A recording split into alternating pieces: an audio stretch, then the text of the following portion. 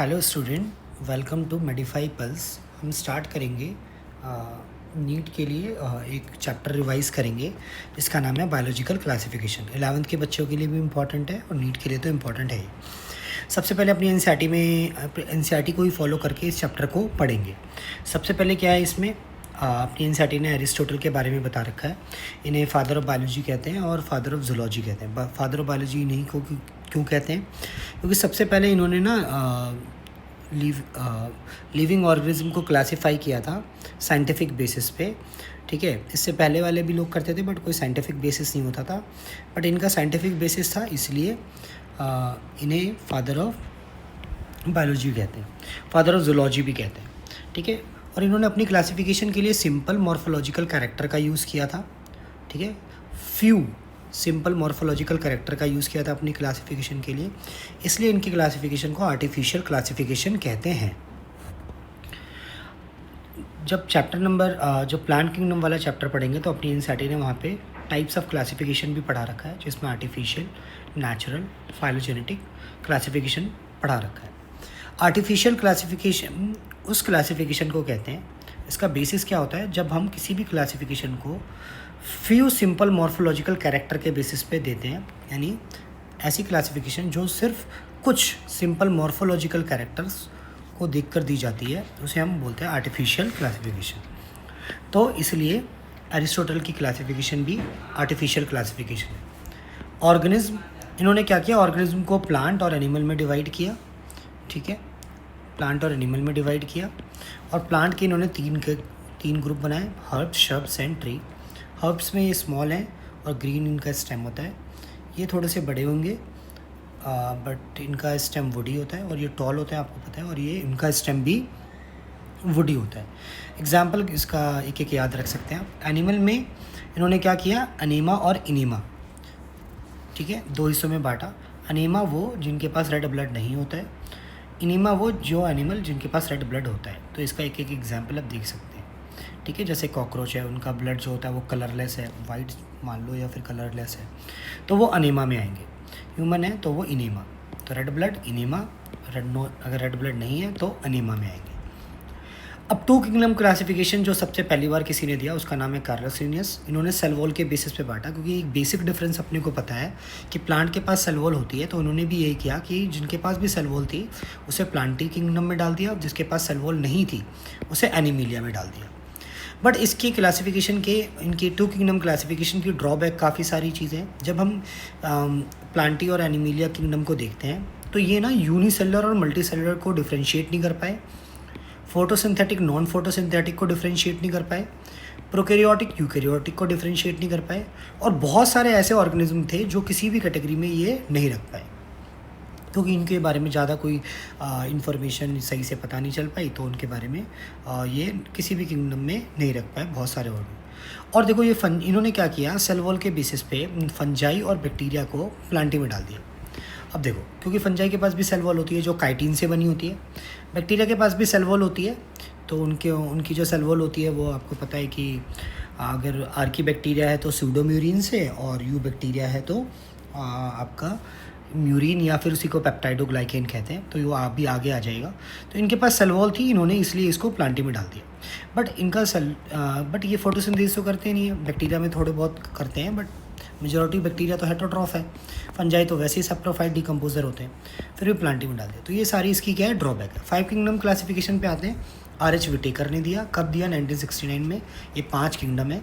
अब देखो, मोनेरा जो होता है वो यूनिसेलुलर प्रोकैरियोट्स होता है, प्रोटिस्टा यूनिसेलुलर यूकैरियोट्स होता है, बाकी ये 3 kingdom fungi, Plantae, Animalia multi cellular kingdom है, और ये सारे के सारे यूकैरियोट है। अब देखेंगे 5 किंगडम क्लासिफिकेशन में मोनेरा एक प्रोकैरियोटिक किंगडम है, बाकी सारे यूकैरियोटिक है। और 5 किंगडम क्लासिफिकेशन में देखें तो 2 यूनिसेलुलर किंगडम है, बाकी तीनों मल्टी सेलुलर किंगडम है। तो ऐसे सवाल पूछे जा सकते हैं।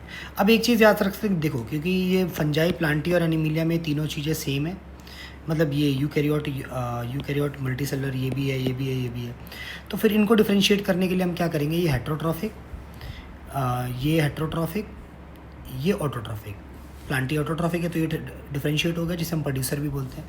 अब ये हेटरोट्रॉफिक में मेनली डिकम्पोजर होते हैं, मेनली पैरासिटिक भी होते हैं बट मेनली डिकम्पोजर होते हैं। ऐसी एनीमिलिया में मेनली हेटरोट्रॉफिक होते हैं, है ना, मतलब सॉरी हेटरोट्रॉफिक होते हैं लेकिन मेनली कंज्यूमर होते हैं, बट इसमें भी पैरासिटिक वगैरह तो आ ही सकते हैं। ठीक है, तो ये हो गया।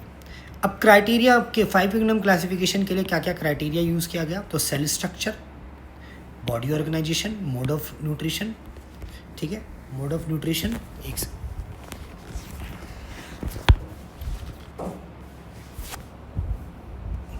तो cell structure, body organisation, mode of nutrition, mode of reproduction, phylogenetic relationship.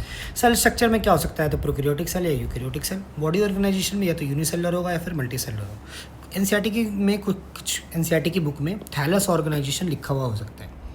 ठीक है, थैलस ऑर्गेनाइजेशन लिखा हुआ हो सकता है। थैलस का मतलब क्या होता है, थैलस का मतलब भी बॉडी होता है। फिर मोड ऑफ न्यूट्रिशन में autotrophic, heterotrophic. Mode of reproduction में एसेक्सुअल, सेक्सुअल। फाइलोजेनेटिक रिलेशनशिप में, फाइलोजेनेटिक रिलेशनशिप का मतलब होता है इवोल्यूशनरी रिलेशनशिप। 5 किंगडम क्लासिफिकेशन की भी कुछ ड्रॉबैक है, जैसे unicellular organs placed in multicellular kingdom. Example के लिए जैसे किंगडम फंजाई है, एक मल्टीसेलुलर किंगडम है बट इसके अंदर ईस्ट आता है। ईस्ट एक यूनिसेलुलर फंजाई है, तो यूनिसेलुलर ऑर्गन है बट वो मल्टीसेलुलर किंगडम है, क्योंकि इसकी कैरेक्टरिस्टिक्स फंजाई से मिलती है तो इसलिए इसके अंदर है, तो ये एक्सेप्ट ड्रॉबैक है। इसके बाद अगर देखें इसमें वायरस, वायरोइड, प्राइन्स और लाइकेन्स, इसको किसी भी किंगडम में जगह नहीं मिली। क्यों, देखो वायरस जो होता है ना उसके पास क्या होता है, एक प्रोटीन कोड होता है और एक जेनेटिक मटेरियल होता है। इसके पास कोई सेलुलर स्ट्रक्चर नहीं है, तो फिर कहाँ से रख पाएंगे। वायरोइड्स के पास सिर्फ जेनेटिक मटेरियल होता है, अभी हम आगे पढ़ेंगे इसके बारे में। ठीक है, प्राइन्स के पास सिर्फ प्रोटीन कोड होता है, तो इन तीनों के पास तो कोई सेलुलर स्ट्रक्चर नहीं है, तो किसी किंगडम में जगह मिली नहीं। रही बात लाइकेन की, लाइकेन जो होते हैं ना ये क्या है, ये एल्गी और फंजाई के सिम्बायोटिक एसोसिएशन से बना होता है। मतलब इसमें एल्गी के भी फीचर है और फंजाई के भी फीचर है। अब देखो एल्गी सोच के अगर मैंने इसे प्लांटी में रख दिया, क्योंकि एल्गी मेनली प्लांट से बिलोंग करते हैं, तो फिर फंजाई को बुरा मान जाएगा।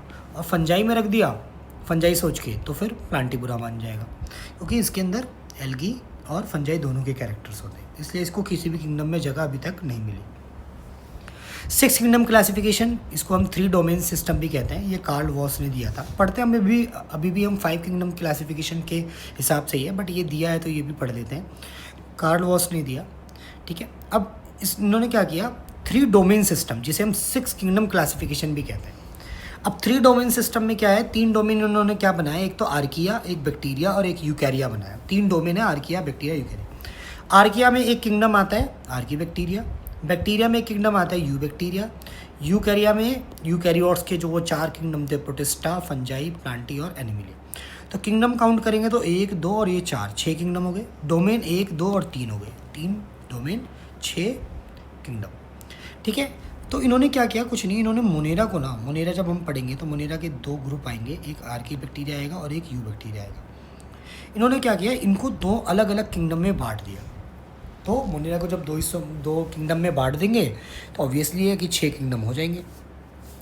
मोनेरा पढ़ते हैं, जाहिर सी बात है इसमें प्रोकैरियोट्स है, बैक्टीरिया तो इसका सोल मेंबर है, मेन मेंबर जो है बैक्टीरिया है ना, जब भी बैक्टीरिया बोला जाए तो यानी मोनेरा है, ठीक है।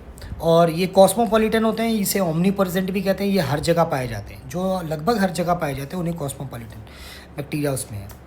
और फंजाई भी आएगा, फंजाई में भी कॉस्मोपॉलिटन होते हैं वो भी। अच्छा, ये मोस्ट अबंडेंट माइक्रो ऑर्गेनिज्म में माइक्रोस्कोपिक होते हैं, ये तो ठीक है, आसान सी चीज़ें हैं। बैक्टीरिया स्ट्रक्चर में बहुत ही सिंपल होते हैं बट बिहेवियर इनका बहुत ही कॉम्प्लेक्स होता है, ये बहुत ही इंपॉर्टेंट लाइन है, याद रखेंगे।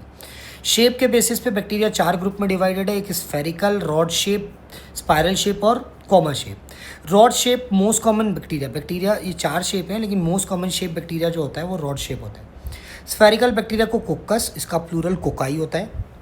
रॉड शेप बैक्टीरिया को बैसिलस, इसका प्लूरल बैसिलाई। अच्छा, रॉड शेप बैक्टीरिया ऐसे होता है बट अपनी एनसीईआरटी में फ़ोटो ऐसी बनी हुई है इस शेप की, वो एक्चुअल में ये इसकी एक स्टेज को रिप्रेजेंट किया गया है कि जब अनफेवरेबल कंडीशन में ये बैसिलस बैक्टीरिया आता है तो वो एक अपने ये जो बीच में ये स्पोर है वो ऐसे स्ट्रक्चर में कन्वर्ट हो जाता है। तो ये अनफेवरेबल कंडीशन का डायग्राम स्ट्रक्चर अपनी एनसीईआरटी ने दिखा रखा है, बट रियल में रॉड शेप बैक्टीरिया ऐसा होता है। तो चाहे ऐसा बनाओ चाहे ऐसा बनाओ, इसे आपको रॉड शेप ही मानना है। स्पायरल शेप बैक्टीरिया तो वो ऐसा दिखा रखा है अपनी एनसीईआरटी ने। कॉमा शेप बैक्टीरिया को अच्छा स्पायरल शेप बैक्टीरिया को स्पायरुलम बोलते हैं और प्लूरल स्पायरेला होता है। कॉमा शेप बैक्टीरिया विब्रियम और इसका प्लूरल विब्रियो होता है। अब इसमें आएंगे बैक्टीरिया जो होते हैं ना वो most extensive metabolic diversity show करते हैं, मोस्ट न्यूट्रिशनल डाइवर्सिटी शो करते हैं। मतलब बैक्टीरिया में बहुत तरह के न्यूट्रिशन होते हैं जितने इतने किसी और किंगडम में नहीं होते हैं। इसके लिए अपनी एनसीईआरटी ने बोला है कि बैक्टीरिया जो है वो most extensive metabolic diversity show करते हैं। अब कैसे हैं देखो, जो ये बैक्टीरिया का न्यूट्रिशन है ना, तो या तो ये क्या होगा, ये ऑटोट्रॉफ होगा या फिर हेटरोट्रॉफ होगा। अब इसमें ऑटोट्रॉफ में अगर हम देखें तो फोटो ऑटोट्रॉफ हो सकता है, कीमो कोई बैक्टीरिया फोटो ऑटोट्रॉफ हो सकता है, कोई कीमो ऑटोट्रॉफ हो सकता है। हेटरोट्रॉफ में भी डीकम्पोजर हो सकता है, पैरासाइट हो सकता है। अब आपको ये क्या याद रखना है कि ऑटो और हेट्रो में ज़्यादा बैक्टीरिया हेटरोट्रॉफ होते हैं। हेट्रो में भी दो कैटेगरी है, डीकम्पोजर पैरासाइट, तो ज़्यादा बैक्टीरिया डीकम्पोजर यानी सेप्रोफाइट होते हैं, मेजोरिटी। तो majority of bacteria heterotroph, heterotroph में भी ज़्यादा डीकम्पोजर। अब ऑटोट्रॉफ कौन होते हैं? वो बैक्टीरिया जो इनऑर्गेनिक सब्सटेंस से ऑर्गेनिक फूड बनाते हैं, उन्हें हम क्या बोलते हैं? ऑटोट्रॉफ की डेफिनेशन ये होती है। अब सबसे पहले फोटो ऑटोट्रॉफ, तो जाहिर सी बात है फोटोसिंथेसिस करेंगे और इनका सोर्स ऑफ एनर्जी क्या होगा? सनलाइट। अब जाहिर सी बात है सनलाइट को ट्रैप करने के लिए पिगमेंट चाहिए, तो इनके पास पिगमेंट प्रेजेंट होगा।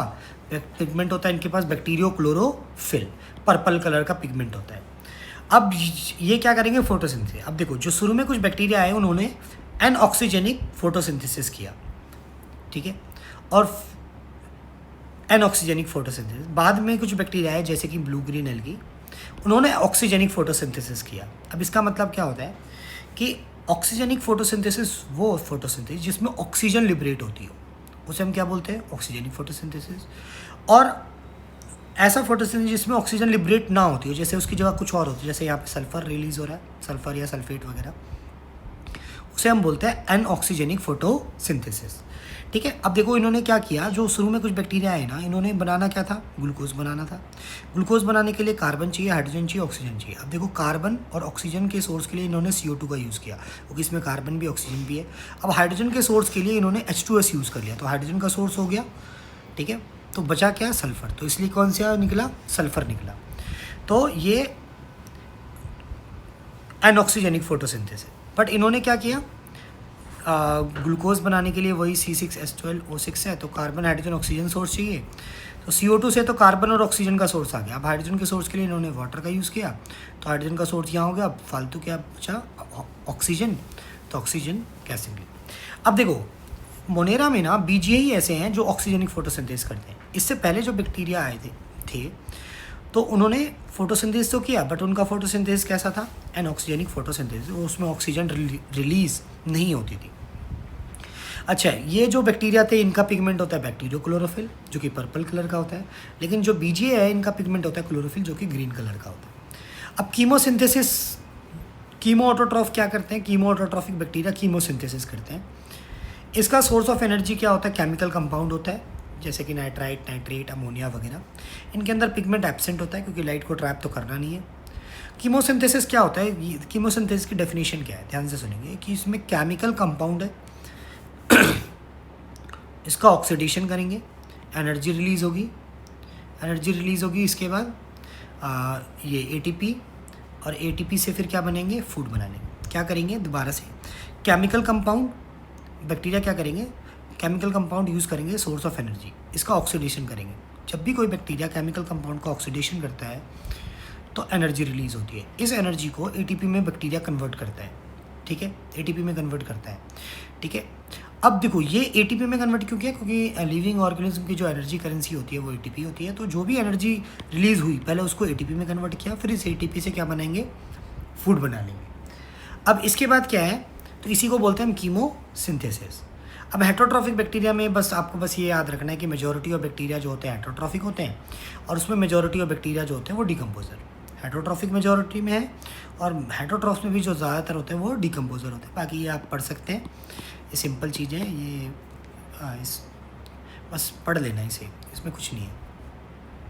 मोनेरा को हम क्लासीफाई कर रहे हैं किसमें? आर्की बैक्टीरिया, यू बैक्टीरिया और माइकोप्लाज्मा में। मोनेरा, अब आर्की बैक्टीरिया और यू बैक्टीरिया इनके पास सेल वॉल होती है, ठीक है, बट माइकोप्लाज्मा के पास सेल वॉल नहीं होती है, इन दोनों के पास सेल वॉल होती है। आर्किबैक्टीरिया में हमें 3 ग्रुप पढ़ने हैं, मिथेनोजेंस, हेलोफिल्स, थर्मोएसिडोफिल्स। यू बैक्टीरिया में वही ऑटोट्रॉफिक, हेटरोट्रॉफिक। ऑटोट्रॉफिक में फोटो ऑटोट्रॉफ, कीमो ऑटोट्रॉफ, फिर इसमें एनऑक्सीजेनिक और ऑक्सीजेनिक वाले जो भी हमने पीछे पढ़ा था, और इसमें 2 डीकम्पोजर और पैरासाइट। ठीक है, अपने को पता है ऑटो और हेट्रो में ज़्यादा हेट्रो होंगे और डीकम्पोजर और पैरासाइट में ज़्यादा डीकम्पोजर होंगे। ठीक है, अब देखते हैं इसमें आर्किबैक्टीरिया और यू बैक्टीरिया में क्या डिफरेंस होता है। तो इसमें अगर हम देखें तो आर्किबैक्टीरिया की जो सेल वॉल होती है ना, वो काफ़ी कॉम्प्लेक्स स्ट्रक्चर से बनी होती है, जिसे हम स्यूडोम्यूरिन कहते हैं। उससे पहले एक काम करते हैं, जो यू बैक्टीरिया, यू का मतलब होता है ट्रू, यू का मतलब क्या होता है, ट्रू बैक्टीरिया। जो नॉर्मल हम डेली लाइफ में बैक्टीरिया के बारे में सुनते हैं वो ये वाले होते हैं। इनकी सेल वॉल म्यूरिन से बनी हुई है। म्यूरिन का ही दूसरा नाम पेप्टाइडोग्लाइकेन है। म्यूरिन और पेप्टाइडोग्लाइकेन, अच्छा ये पेप्टाइडोग्लाइकेन है, अपनी एनसीईआरटी ने पेप्टाइडोग्लाइकेन नहीं लिखा।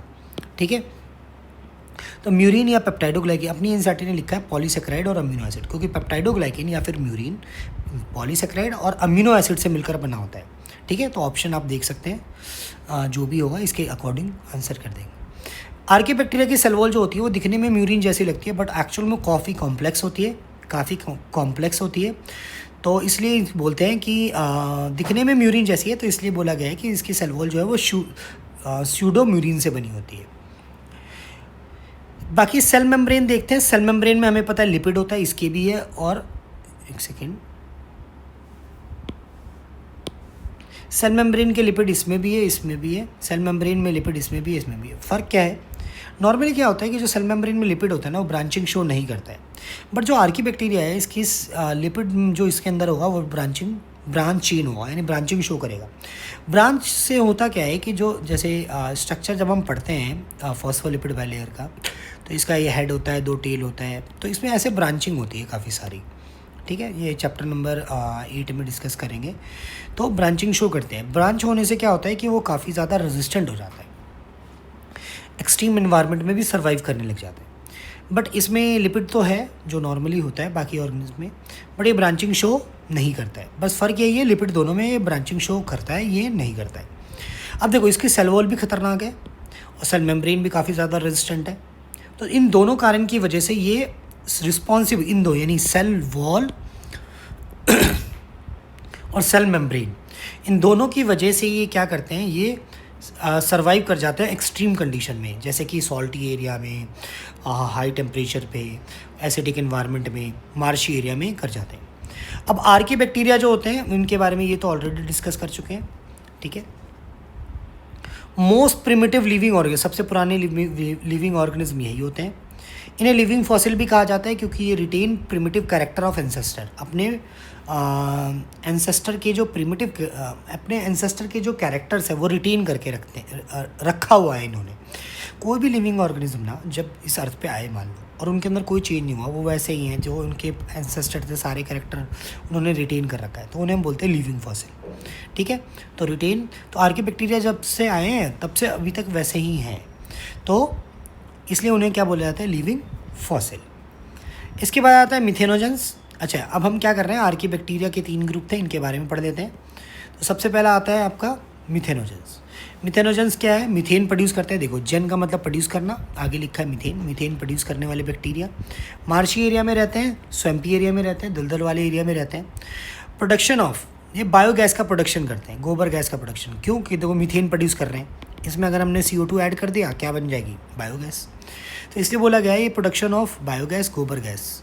ठीक है, बायोगैस को ही गोबर गैस बोलते हैं। Source of use as a source of fuel की तरह यूज़ कर सकते हैं हम मीथेन और CO2।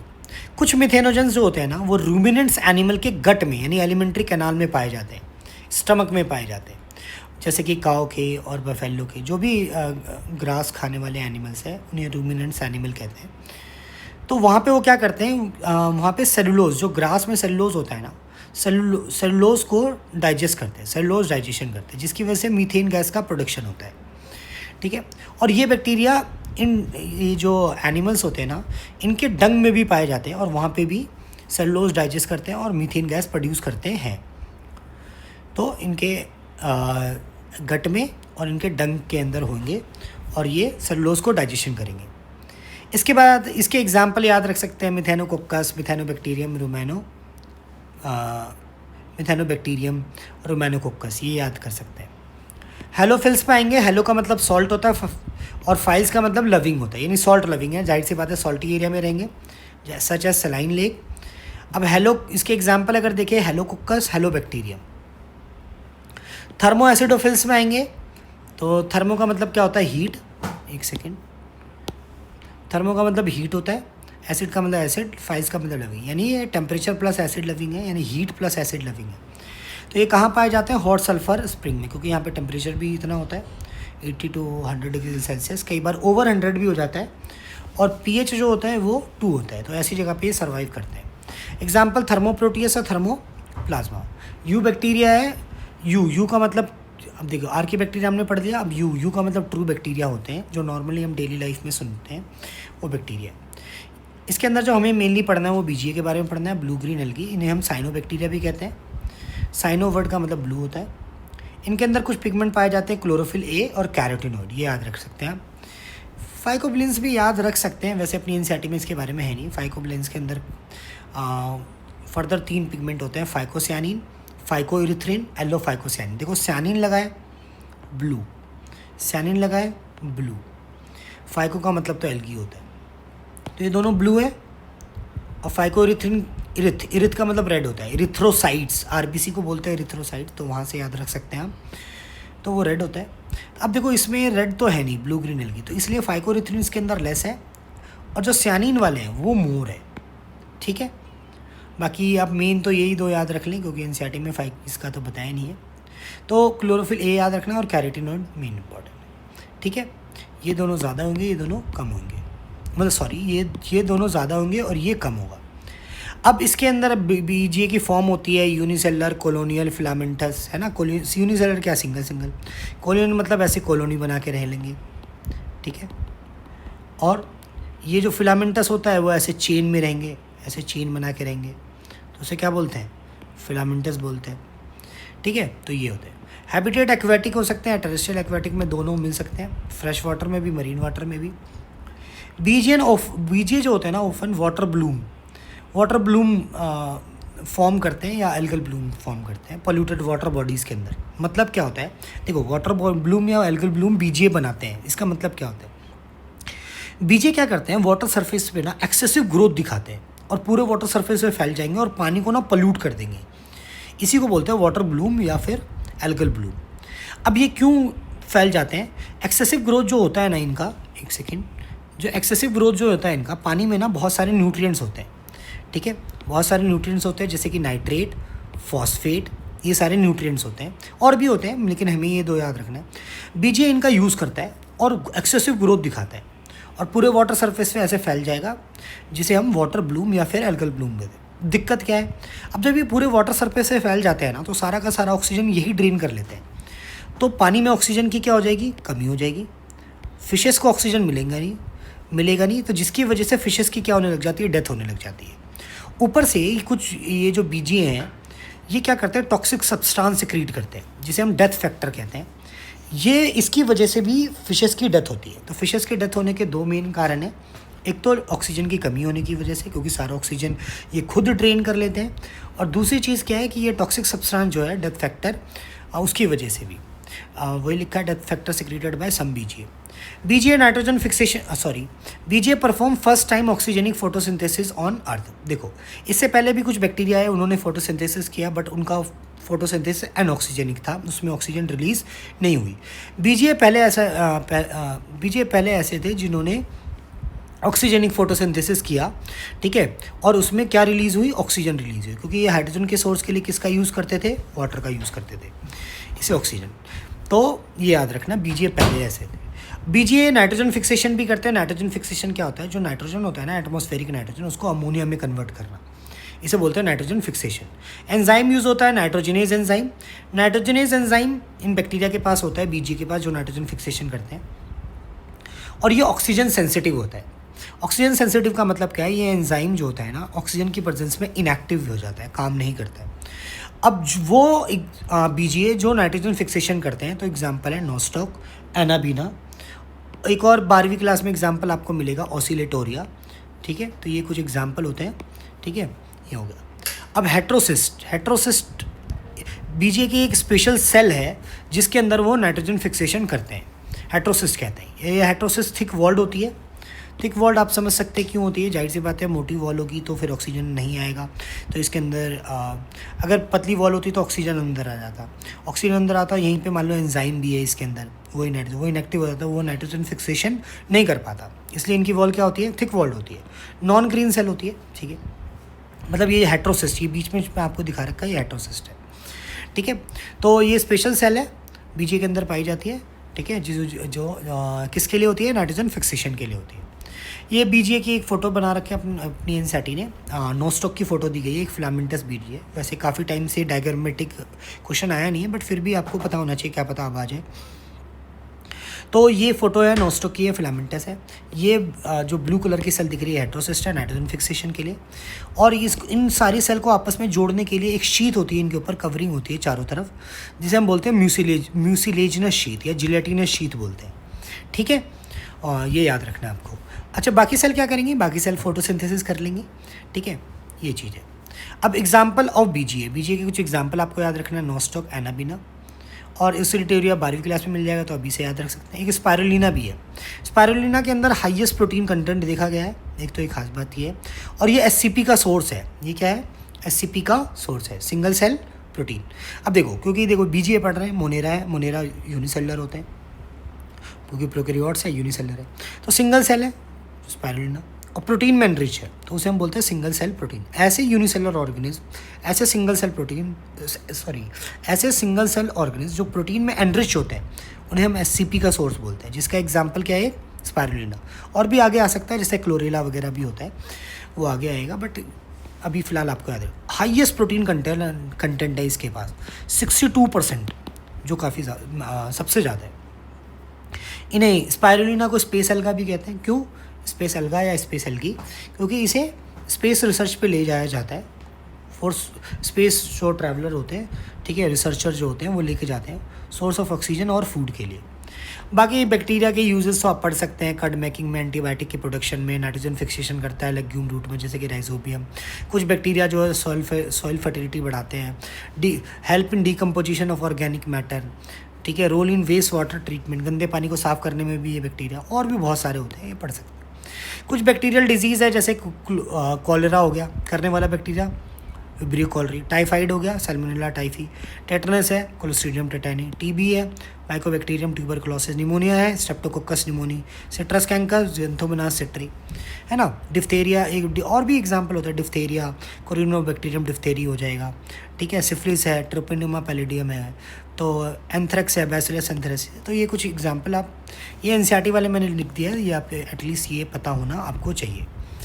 अब बैक्टीरिया के रिप्रोडक्शन पे आते हैं, सिर्फ एनसीईआरटी वाली बात करेंगे। एनसीईआरटी में सबसे पहले बैक्टीरिया मेनली एसेक्सुअल रिप्रोडक्शन करते हैं, सेक्सुअल भी करते हैं बट मेनली एसेक्सुअल करते हैं। एसेक्सुअल में फेवरेबल कंडीशन में बाइंडरी फिजन, अनफेवरेबल कंडीशन में स्पोर फॉर्मेशन। और इन दोनों में भी ज़्यादा अगर पूछे कि एसेक्सुअल में भी ज़्यादा क्या करते हैं, तो बाइंडरी फिजन करते हैं। सेक्सुअल रिप्रोडक्शन में इनके अंदर ट्रू सेक्सुअल रिप्रोडक्शन एब्सेंट होता है। क्यों? क्योंकि देखो इनके अंदर ना तो गैमेट्स बनना, ना तो गैमेट्स भी नहीं बनना, और फर्टिलाइजेशन भी नहीं होना, जो कि नॉर्मली हम सेक्सुअल रिप्रोडक्शन में पढ़ते हैं। तो इनके अंदर ये सारी चीज़ें नहीं होती, इसलिए बोलते हैं कि ट्रू सेक्सुअल रिप्रोडक्शन इनमें क्या होता है, एब्सेंट होता है। तो बस इन बैक्टीरिया का सेक्सुअल रिप्रोडक्शन सिर्फ इतना है कि मान लीजिए एक बैक्टीरिया है, ये भी एक बैक्टीरिया है, इसका ये डीएनए है, एक बैक्टीरिया से दूसरे डीएनए में दूसरे बैक्टीरिया में डीएनए का ट्रांसफ़र होना, मतलब एक बैक्टीरिया से दूसरे बैक्टीरिया में डीएनए का ट्रांसफ़र होना ही इस बैक्टीरिया का सेक्सुअल रिप्रोडक्शन माना जाता है।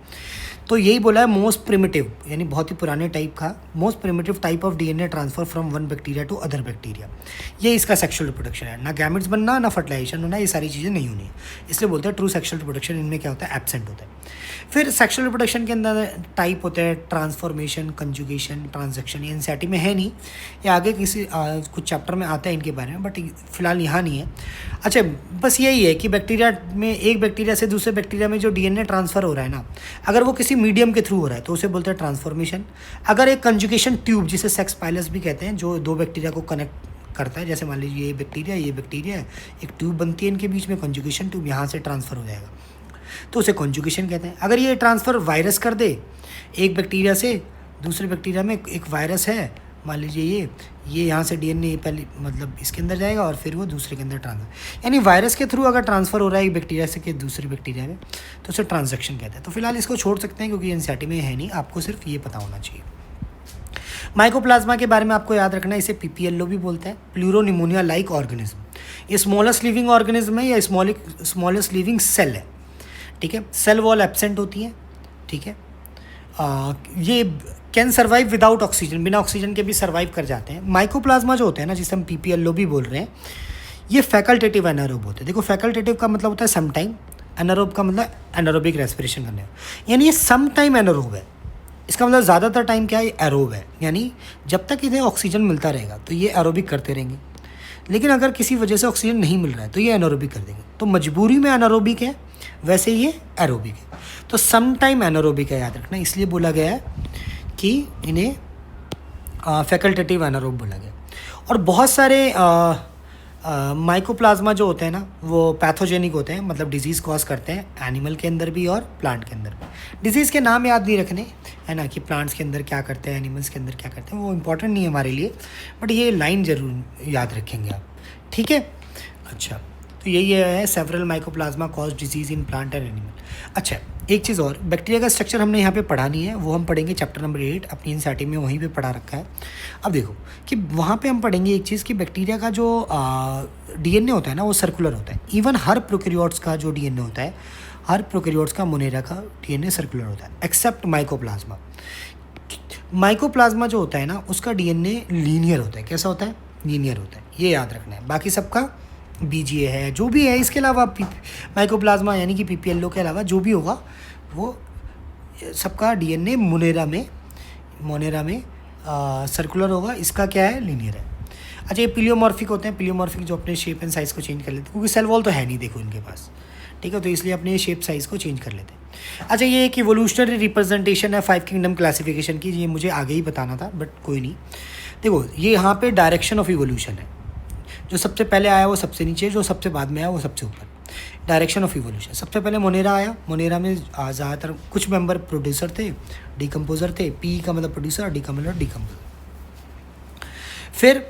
फिर मोनेरा से कौन आया, प्रोटिस्टा आया, इसमें प्रोड्यूसर, ठीक है, पी से प्रोड्यूसर, डिकम्पोजर, कंज्यूमर भी इसके अंदर ऐड हो गया, ठीक है।